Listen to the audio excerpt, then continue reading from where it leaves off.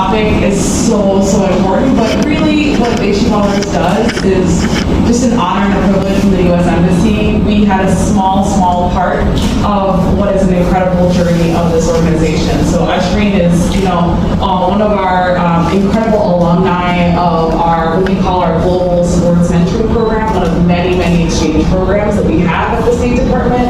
And of course, I can't be here on a Saturday morning without doing the plug. Follow us on Facebook, follow us on social media, check out our website. We have so many opportunities. Thankfully, COVID situation is improving, knock on wood, if this is real wood. And so we can have more people doing in-person activities, because that's really the goal for 2022 and beyond.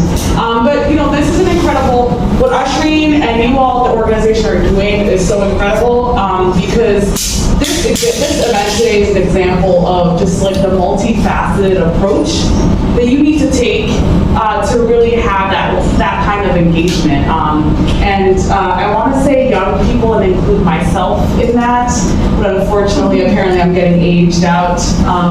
Whenever I mention things like Sharlina said, back in my day, I remember learning how to type on a computer keyboard. I feel really old when I say that, so I'm gonna stop saying those things.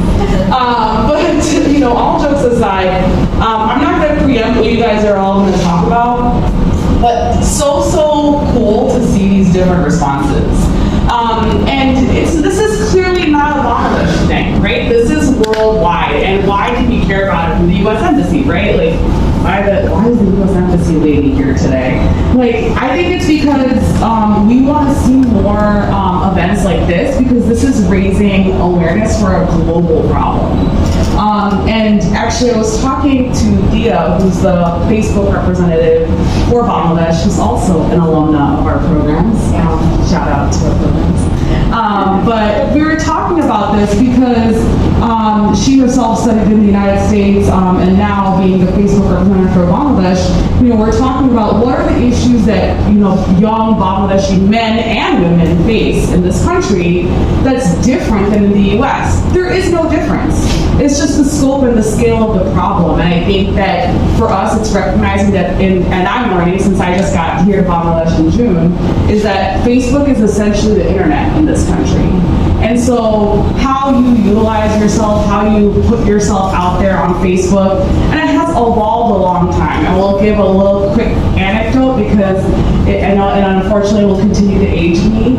But I was one of the first people on Facebook because I was a freshman in university in the United States in Boston when Facebook was literally just a platform for two colleges, MIT and Harvard.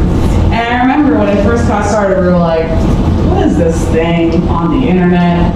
And let's be honest, everyone was like, it's just a way to check out hot guys and hot girls. Like, no one, what is this thing? Like, it's just to see your face, right? Facebook, it was just to see your face and be like, all right, like, that's how you are hanging out in college. And now, fast forward to, oh god, that's a long time.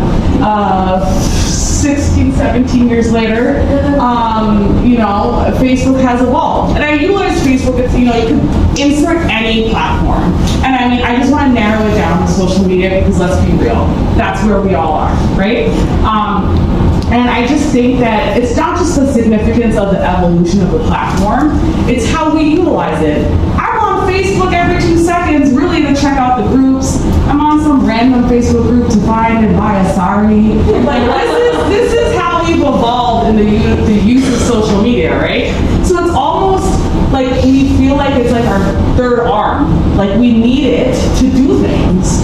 But then we forget that it's also a place for good and bad things to happen. And I think that it's really important to raise awareness about these topics because now you guys are the bridge generation where you probably don't even remember when Facebook didn't exist, which, oh my God. But now you are the force multiplier for all the other people in your family, older and younger. And so I think that's really key. And I think the unique thing about you, all of you in the room, and anyone who's watching or listening later, is that Bangladesh is actually, Dhaka, I think, is the second largest city in the world with Facebook users. That is incredible because the age demographic is wide, right? Like my 85-year-old mama is on Facebook, as is like my 13-year-old niece.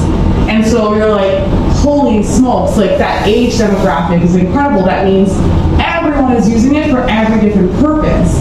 And so you all, and your ability, not just to know, oh, I can report something to Facebook, you can share that with your own family members. You can tell your nieces, your nephews, your brothers, your sisters, your grandparents, your parents, and that has a really important effect. And I think that, hearing your incredible, powerful story of being a victim of cybercrime, it's really important because I think that when we say we've been a victim of cybercrime, you might realize when you look at some of these things later, we probably all have been victims of cybercrime.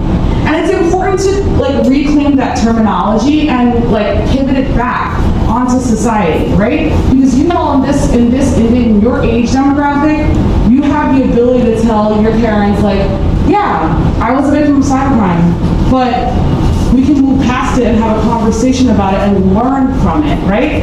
Because then we reclaim the word victim. And I think that's really, really important because, hey, you don't have to start out with the thing that you see in a movie, someone texted you something, and what do I do? Do I go to the police? It feels so big of a burden, right? Start small. For me, I actively, at least once or twice a week, I see something on Facebook or someone, every uncle and aunt who gets hacked. I'm like, report. I'm trying to help them out and help everyone else out, right? Because the multiplier effect, right? Because all of a sudden you're like, I'm pretty sure my aunt is not asking me for $300 through a Facebook message. And this feels wrong. This isn't right? And you just reporting suspicious, reporting inauthentic content, it actually is an incredible power. And just doing that one by one, I was talking to Dia on Facebook and she was saying, that's what they're trying, this is the future of also Facebook, trying to get more people to do this, right? Because if we don't as a community come together, then, we can't rely on this platform for long term, right? So I just think that it's really important that you guys are doing this today. It's so incredible that you're learning. But I mean, when I'm reading this, I'm like, I should take this back to my staff.